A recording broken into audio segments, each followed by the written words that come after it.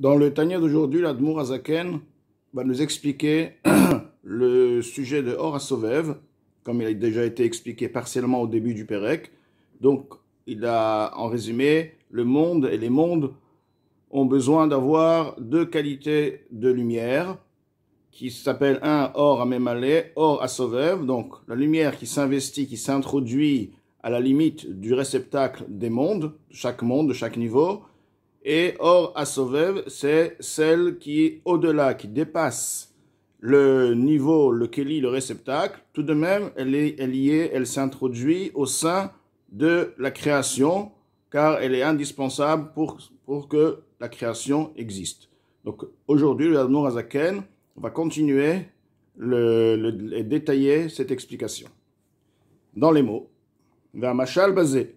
Donc l'exemple, l'Admour Azaken m'a donné un exemple. Voici notre terre, notre globe matériel. Bien qu'effectivement la terre entière est emplie de l'honneur d'Akadosh Baruch Hu. Alors lorsqu'on dit que la terre entière est remplie de son honneur, que veut dire? Or Ensof Baruch Hu. Nous parlons de l'honneur d'Akadosh Baruch Hu, nous parlons de la lumière infinie. Donc c'est bien clair, on parle de l'honneur, on parle de la lumière. L'infini béni il est. Comme il est écrit. Alo et Hashamaim ve'et haaretz ani male neum Hashem. Pourtant, les cieux et la terre, je remplis, je suis présent. Parole d'Hashem, c'est-à-dire ani male, moi-même, on parle de ani du niveau le plus élevé, si on veut, qui s'appelle donc ani. On parle de l'essence même. Donc, Or HaSovev, qui est présent sur cette terre, dans les cieux, aussi bien matériel qui puisse être.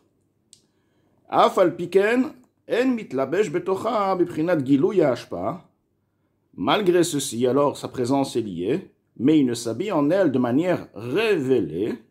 Rak chayut me'at, uniquement une petite vitalité, une vitalité très restreinte. Misère, me'at misère, peu de peu, bechinat, domem vetzomeach levad. Il s'agit donc du minéral et du végétal. Lorsqu'on va dire la lumière d'Akadosh Baruch Hu s'introduit dans le monde, nous pouvons constater que le monde est composé par le minéral et le végétal. Alors nous pouvons voir une terre, un sol physique. C'est une révélation. Parce que voilà, il y a une terre, on constate une révélation. Avant la création, c'était le néant, il n'y avait rien du tout. Maintenant, il y a une terre. On peut constater aussi le végétal. Ça pousse. Donc, cette révélation physique a une source, une révélation qui est adéquate, une révélation spirituelle qui est sa source et sa vitalité. Donc, si la révélation physique, l'existence physique est limitée, car la terre est limitée, ses qualités sont limitées, le végétal aussi magnifique, aussi puissant qu'il puisse être, ça reste toujours limité, forcément, l'origine de la vitalité du minéral et du végétal sont aussi limitées. Donc c'est le Or HaMemale, la lumière qui est investie dans les mondes, d'accord, qui est investie dans les mondes, dans le monde, dans le sol et dans le végétal, à la hauteur de la création, donc du végétal et du minéral. Maintenant, toute la lumière, on vient de dire que Animal moi, je suis donc Ensof, l'infini. L'infini s'appelle, est qualifié par Sovev, Aléa, qui la contourne. Bien que il est réellement à l'intérieur de la création, du minéral et du végétal, tout de même il s'appelle qu'il contourne le minéral et le végétal. Alors pourquoi?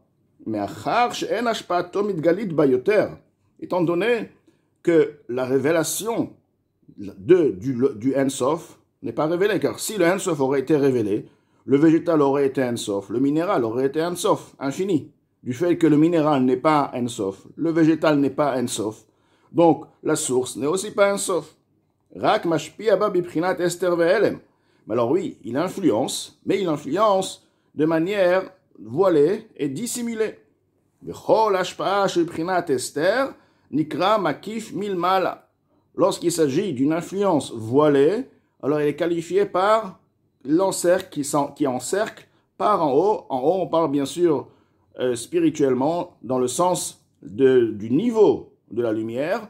C'est un niveau qui est qui est élevé, donc qui a une mashpia, qui influence sans se révéler. Qui alma dit kasya olemala bemadriga alma dit galia.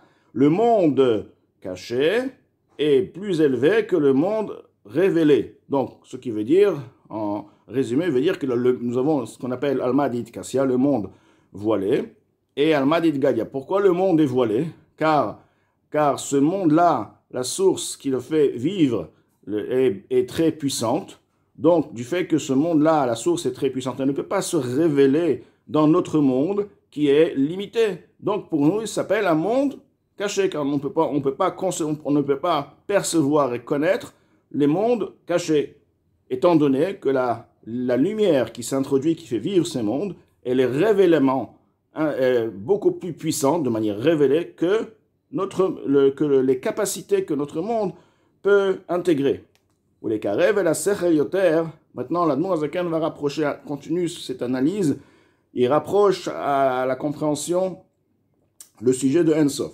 Ou bederech mashal, il va encore donner un autre exemple. Kmo adam shemetzayer bedato ezedavar. De la même manière qu'une personne qui dessine et s'imagine un concept, un sujet, un objet dans sa conscience, dans son esprit, shera'a ou sheroé, alors un sujet, un concept, quelque chose qu'il a vu, il se mémorise ou il est en train de le voir maintenant. Iné, voici, avshekol gouf etzem adavar ahu, bien que le corps de ce sujet, de cette chose-là, vegabo vetocho, l'extérieur de ce sujet, de cet objet, l'intérieur de ce sujet ou de cet objet, vetortocho, le niveau le plus intérieur de cet objet ou de ce sujet, kulom etsuyar bedato marshavato, alors tout est de manière parfaitement dessinée, connue, dans la pensée et dans sa connaissance. Comment on le sait? Comment il peut confirmer en soi qu'il connaît la chose? Parce qu'il est en train de voir la chose, ou alors il a bien regardé auparavant. Alors nous allons maintenant dire que sa conscience, sa connaissance, son esprit contourne la chose tout entière. Donc la personne a une connaissance parfaite, il maîtrise parfaitement le concept, la matière, le sujet, il le connaît de manière parfaite à tous les sens, à tous les niveaux. Donc maintenant sa conscience, sa connaissance, on peut dire elle contourne la chose de l'extérieur aussi bien de l'intérieur. La chose, ce sujet, est entouré aussi bien dans sa connaissance, aussi bien dans sa pensée, car la connaissance est une chose, aussi il y a la pensée, ce qu'on veut dire, le fait maintenant de repenser à la chose, dans le fait de révéler encore une fois la chose, c'est-à-dire que bien qu'il ait su hier, maintenant même il le révèle de nouveau, il repense à cette chose-là, elle y est présent dans le niveau de sa pensée actuelle. C'est seulement quoi?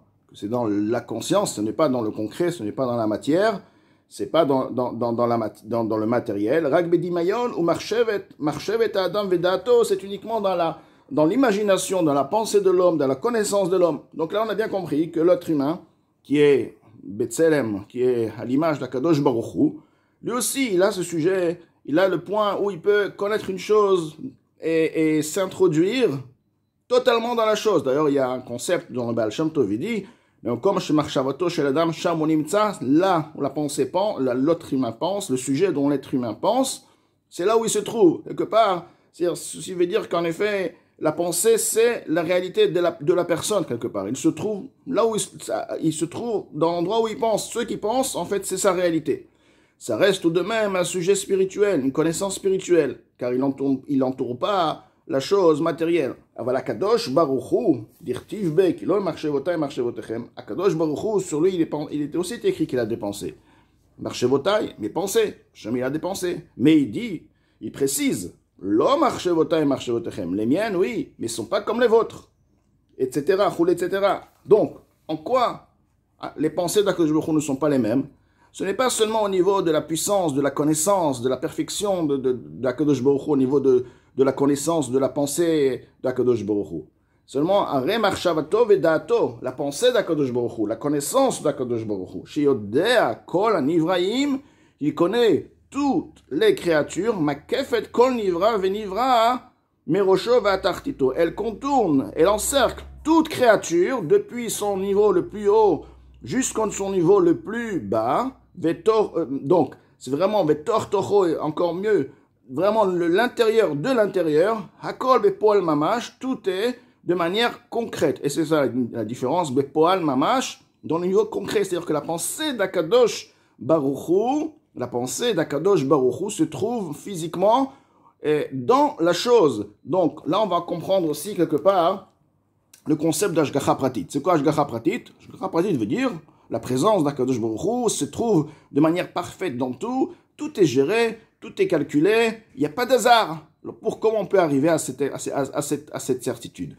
Donc une des manières à prouver ce lien d'Ashgacha Pratit, c'est du fait que l'existence même de la chose, c'est la pensée d'Akadosh Baruch Hu. La pensée d'Akadosh Baruch Hu, elle entoure la chose, elle fait vivre la chose. Étant donné que ce qui fait vivre la chose est un concept de connaissance, donc on ne peut pas dissocier la connaissance de la chose. C'est non pas qu'il y a une vitalité, Hachem fait vivre la chose, mais la vitalité même, c'est une connaissance. La vitalité de Hachem, c'est la connaissance de Hachem qui est la vitalité de la chose.